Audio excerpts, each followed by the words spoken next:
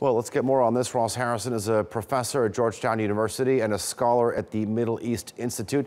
He joins us for more on this. Professor, good to have you on with us. Now, Donald Trump had said in his inauguration, America first. When you look at the attack, do you see this as a fundamental shift in U.S. policy in Syria? Well, it's certainly a tactical shift. It's unclear yet whether this is a really strategic shift. And that really will hinge upon what happens in the coming days and the coming months, whether in fact this would escalate into further military action or whether the administration will use this as an opportunity to insert itself into the political process and that this will actually lead to political negotiations. If that's the case, then it's not a significant shift from when the president was the president-elect. Or running for office, it's not a significant shift at this point. Okay, so we're going to have to see. But when you look at this strike, it was targeted and it was limited.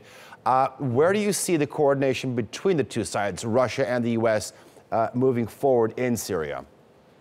Well, right now, there's no coordination or very little coordination. As you know, there was a much publicized cancellation of the deconfliction exercises activities between the United States and Russia. However, given the fact that the United States has inserted itself in a very robust way for the first time since the Russians entered Syria in September 2015, the Americans are going to be playing a role. And so I think whether Putin publicly acknowledges the fact that the U.S. is back as a player in the Middle East and in Syria in particular, it is back, and therefore it's going to have to involve some form of cooperation, both on the political front in terms of what's going to happen in the negotiations in Astana or in Geneva, and also once the battle for Raqqa heats up, there's likely to be increased coordination, if not cooperation. Okay, when Donald Trump was handed pictures of some of the children that were suffering the effects of this chemical attack, he said, "It's now on me, it's my responsibility." Where does the U.S. now stand on Bashar al-Assad's removal, and should the rebel groups be hopeful?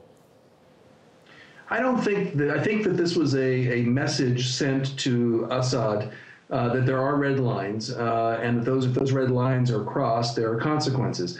But I think the other message was being sent to Moscow, and that is that Moscow and possibly even Tehran need to sit on Assad in some significant ways. But I don't think that the position that Assad, in terms of Assad staying or going, frankly, has changed. And I don't think that this administration, like the Obama administration, believes, frankly, that there's a good alternative to, if not Assad, at least this regime. So I don't think it's clear right now that the position concerning Assad has changed since the chemical attack or even the missile reprisal.